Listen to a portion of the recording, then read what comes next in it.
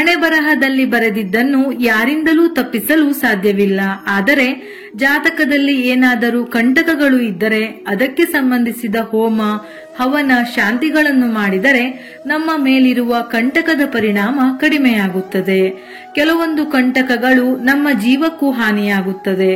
ಒಂದು ವಯಸ್ಸನ್ನು ದಾಟಿದ ಮೇಲೆ ಶ್ರೇಯೋಭಿವೃದ್ಧಿಗಾಗಿ ಕೆಲವೊಂದು ಶಾಂತಿಗಳನ್ನು ಮಾಡಿಸಬೇಕಾಗುತ್ತದೆ.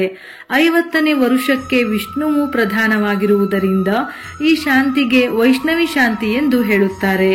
55ನೇ ವರುಷಕ್ಕೆ ವರುಣನು ಪ್ರಧಾನವಾಗಿರುವುದರಿಂದ ಈ ಶಾಂತಿಗೆ ವಾರುಣಿ ಶಾಂತಿ ಎಂದು ಹೇಳುತ್ತಾರೆ. 60ನೇ ವರುಷಕ್ಕೆ ಮೃತ್ಯು ದೇವತಾ ಪ್ರಧಾನವಾಗಿರುವುದರಿಂದ ಈ ಶಾಂತಿಗೆ ಉಗ್ರರಥ ಶಾಂತಿ ಎಂದು ಹೇಳುತ್ತಾರೆ. 65ನೇ ವರುಷಕ್ಕೆ ಮೃತ್ಯುಂಜಯ ಮಹಾರಥ ಪ್ರಧಾನವಾಗಿರುವುದರಿಂದ ಮಹಾರಥಿ ಶಾಂತಿ ಎಂದು ಹೇಳುತ್ತಾರೆ. 70ನೇ ವರುಷಕ್ಕೆ ಭೀಮರಥ ಮೃತ್ಯುಂಜಯ ರುದ್ರ ಪ್ರಧಾನವಾಗಿರುವುದರಿಂದ ಈ ಶಾಂತಿಗೆ ಭೀಮರಥಿ ಶಾಂತಿ ಎಂದು, 75ನೇ ವರುಷಕ್ಕೆ ಇಂದ್ರ ಕೌಶಿಕ ಪ್ರಧಾನವಾಗಿರುವುದರಿಂದ ಐಂದ್ರಿ ಶಾಂತಿ ಎಂದು, 80ನೇ ವರುಷಕ್ಕೆ ಸಹಸ್ರ ಸಂಖ್ಯಾ ದರ್ಶನ ಗುಣವಿ ಚಂದ್ರ ಪ್ರಧಾನವಾಗಿರುವುದರಿಂದ ಸಹಸ್ರ ಚಂದ್ರ ದರ್ಶನ ಶಾಂತಿ ಎಂದು ಕರೆಯುತ್ತಾರೆ. 85ನೇ ವರುಷಕ್ಕೆ ಮೃತ್ಯುಂಜಯ ರುದ್ರ ಪ್ರಧಾನವಾಗಿರುವುದರಿಂದ ರೌದ್ರಿ ಶಾಂತಿ ಎಂದು ಹೇಳುವರು.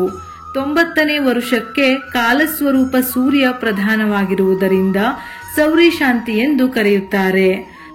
95ನೇ ವರುಷಕ್ಕೆ ಮೃತ್ಯುಂಜಯ ರುದ್ರ ಪ್ರಧಾನವಾಗಿರುವುದರಿಂದ ಮೃತ್ಯುಂಜಯ ಶಾಂತಿ ಎಂದು ಹೇಳುವರು. 100ನೇ ವರುಷಕ್ಕೆ ಮಹಾಮೃತ್ಯುಂಜಯ ಪ್ರಧಾನವಾಗಿರುವುದರಿಂದ ಮಹಾಮೃತ್ಯುಂಜಯ ಶಾಂತಿ ಎಂದು ಹೇಳುವರು. ಆಯಾ ಶಾಂತಿಯ ಪ್ರಧಾನ ದೇವತೆಗಳನ್ನು ಅನುಸರಿಸಿ ಆಯಾ ವಯಸ್ಸಿನಲ್ಲಿ ಮಾಡುವ ಶಾಂತಿಗೆ ವಯೋ ಅವಸ್ಥಾ ಶಾಂತಿ ಎಂದು ಕರೆಯುವರು.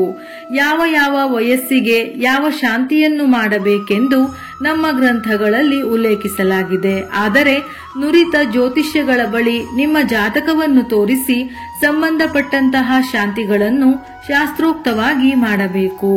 ವಿಡಿಯೋ ಇಷ್ಟ ಆಗಿದ್ದಲ್ಲಿ ಮರೆಯದೆ ಲೈಕ್ ಮಾಡಿ, ನಮ್ಮ ಚಾನೆಲ್ ಅನ್ನು ಸಬ್ಸ್ಕ್ರೈಬ್ ಮಾಡಿ. ಇದೇ ರೀತಿಯ ಮನಮುಟ್ಟುವ ಉಪಯುಕ್ತ ಮಾಹಿತಿಗಳಿಗಾಗಿ ಮತ್ತೆ ಭೇಟಿಯಾಗೋಣ.